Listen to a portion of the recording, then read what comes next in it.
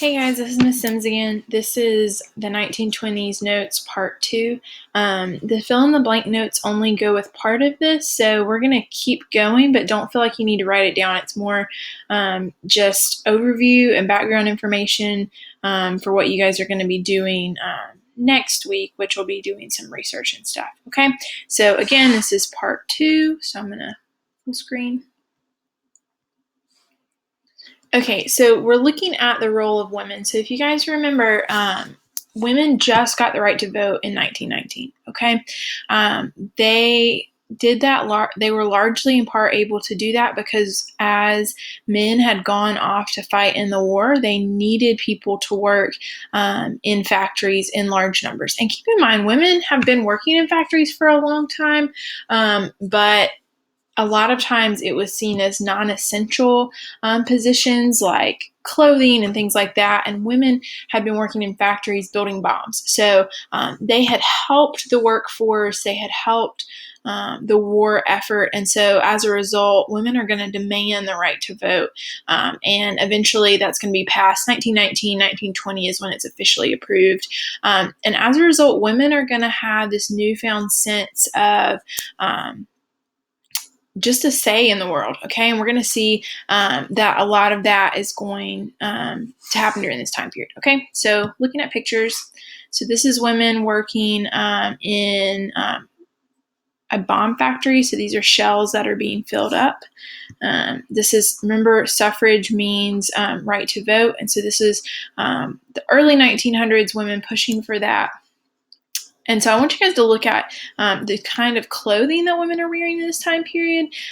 So nobody's ankles are really showing. People have pantyhose on to protect their ankles from being shown. The clothes are not super tight fitting.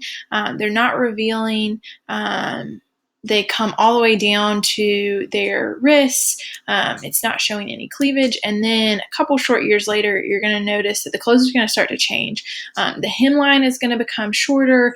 We're going to see that that women are going to stop wearing corsets, and that's going to be a big change. So women are going to start to show off their bodies. Women are cutting their hair shorter, and we're going to see this idea of this woman called the flapper kind of evolve. And that is going to be more for teenagers and young 20-somethings. But even women that are older, you're going to see a sense of liberation as they've got more time to do things because now they have appliances to wash, like a washing machine to wash their clothes instead of having to do that by hand.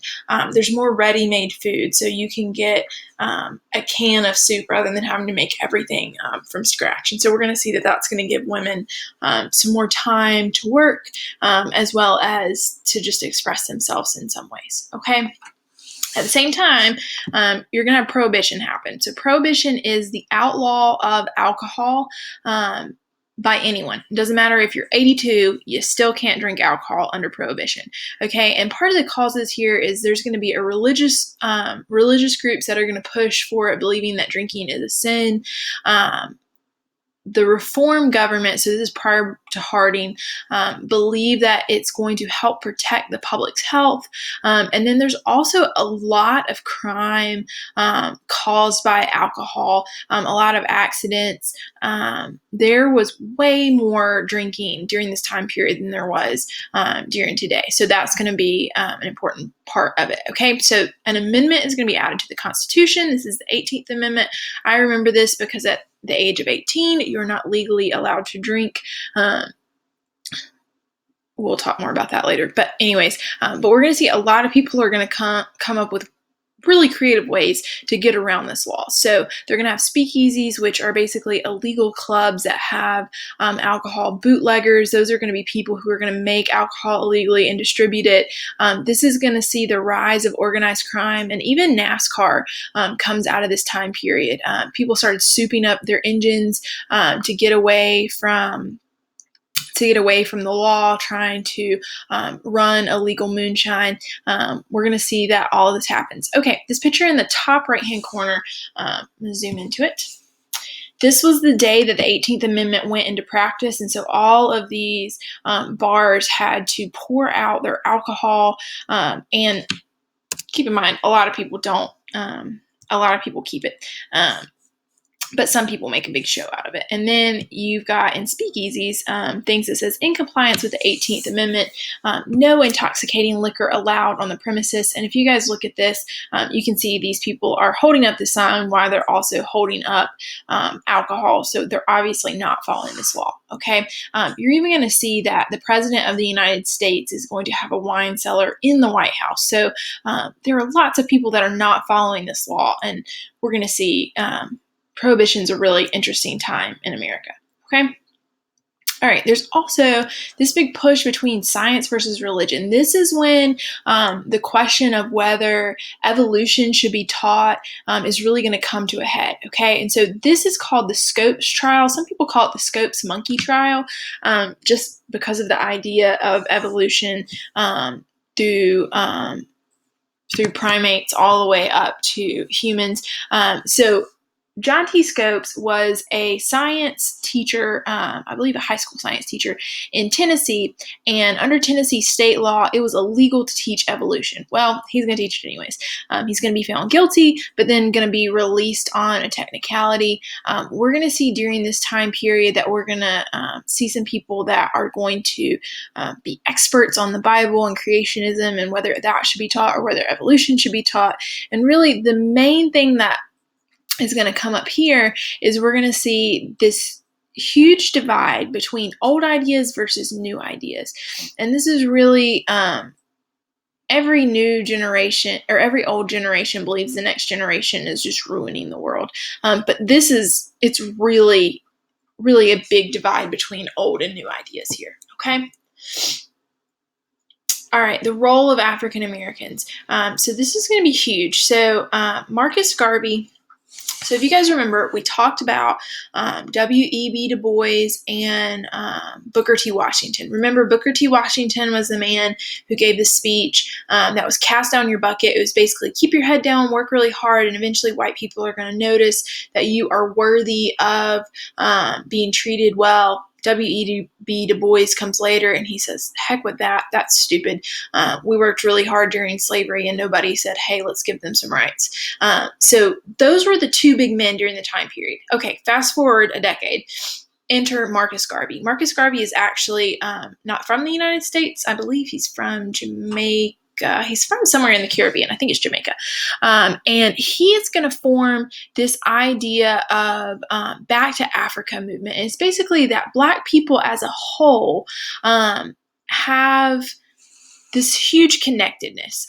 So before this, a lot of African American leaders pushed African Americans to look and act white.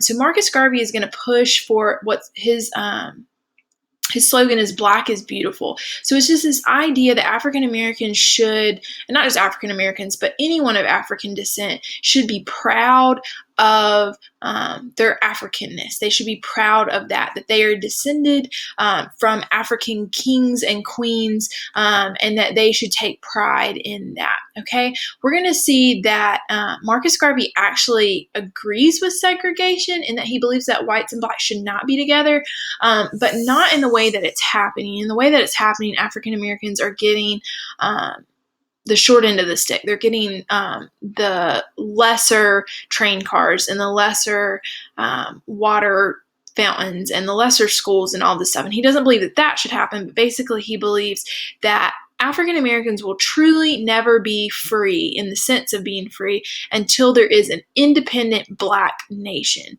And so he's going to encourage all African Americans to move back to Africa.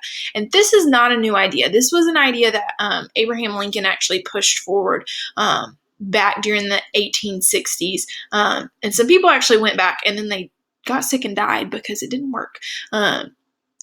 But anyways, this is kind of what is happening in the northern cities. And again, the Black populations in the northern cities have grown because of the Great Migration. So areas like Detroit, Chicago, and Harlem in New York have really grown to a large scale. Okay, I'm going to try to zoom in.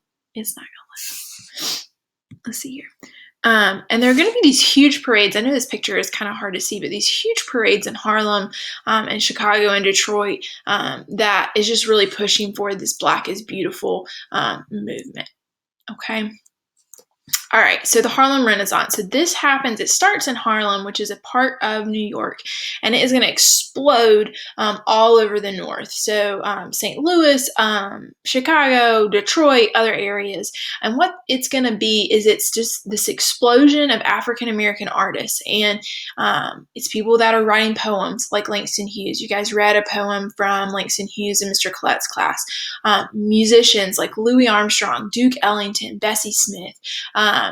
People that are painting, people that are dancing, all these different things that are going on. And what it's going to do is as people move with the Great Migration or moving from the South, they're taking their culture with them and they're going up north and they're interacting with people from other parts of the United States and they create something new. So we're going to see like jazz music is created during this time period, which has African rhythms, European harmonies, and it's a mixture with Negro or slave spirituals that we saw coming out of the South.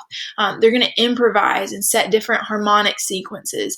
It starts in New Orleans and people take it with them. So it started as ragtime and blues and swing, and it kind of becomes this new thing. Okay, and so that is going to happen all over. Okay, so this right here, Louis Armstrong. He is going to be known for really puffing out his cheeks whenever he plays the trumpet. And if we have any band people, you know that you're not technically supposed to do that, but he was so good that nobody said anything about it. This is Bessie Smith. She is one of the premier African-American singers during this time period. She had an amazing voice. This is Langston Hughes. He wrote a lot of poems they're just really, really, really good. And then this is Duke Ellington. His music is going to continue to stay popular, and it's going to stay popular into the 1940s. So a lot of the music that you hear in World War II movies, it's Duke Ellington stuff. So it's kind of starting during this time period. But anyways, there's that. So. All right, so we're going to pause for just a second. Well, I'm going to try to pause. Give me a second. Okay, guys, so I'm going to play you three different parts of videos. So this is Duke Ellington. He was what's called a big band leader. So like I said, if you look at the date here, it says 1943, but he's going to get his start in the 20s, become super popular in the 40s. And so big band just means that there's a lot of different instruments going on. This is a pretty popular song. It don't mean a thing. So I'll show you this.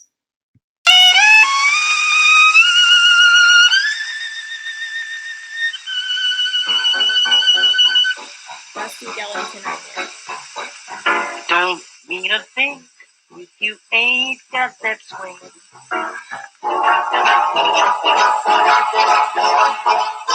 It don't mean a thing.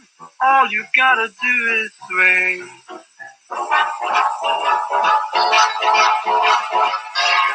Makes no difference if it's sweet or hot. Just give that rhythm every little thing you've got. It don't mean a thing if you ain't got that swing.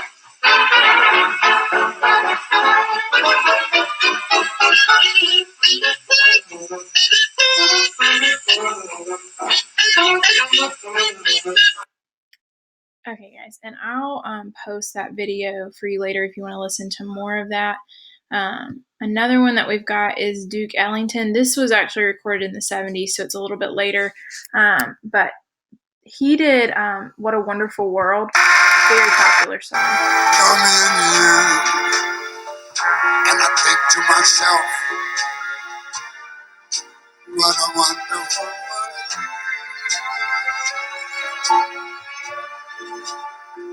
I see skies of blue, clouds of white, bright blessed days, dark sacred nights, and I think to myself, what a wonderful world. Okay, and Again, this was recorded much later, so he's much older at this point. He's a young man in the 1920s, so this is 50 years later.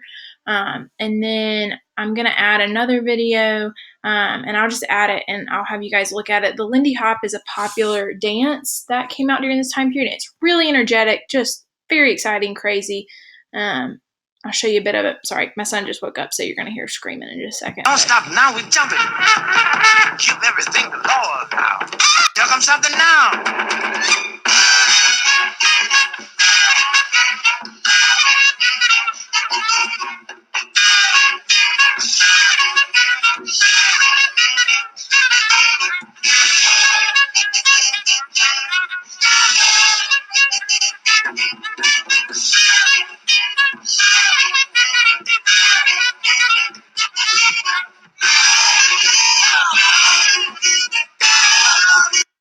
Okay, so this, well,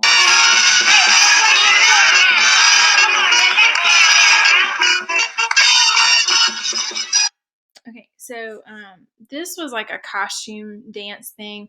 And so this is like a mixture of swing and some other stuff.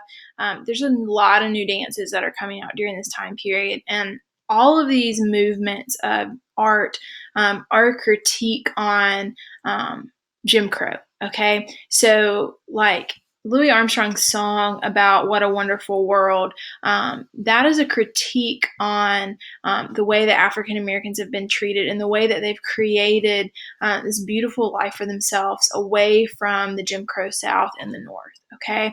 And then with these dances, you're going to see, and again, I'll link all these videos so you can watch more of it, but you're going to see that they're all dressed as laborers, but they don't look like people that have worked all day. So they are taking a stance saying, like, even though I have to work this crappy job, I'm not going to let this keep me down. Okay.